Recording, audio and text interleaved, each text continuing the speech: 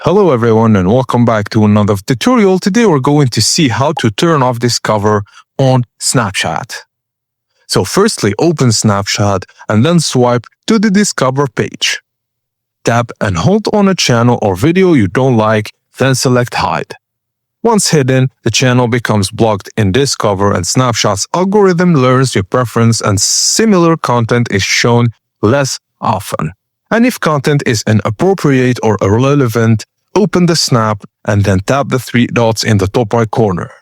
Select Report Map, Snap, and then choose a reason, then tap Submit. This will help improve your feed and removes harmful content. And of course, you can unsubscribe from channels if you previously subscribed. Open the channel profile, tap Subscribe, and then select Unsubscribe. This will remove their content from your regular feed.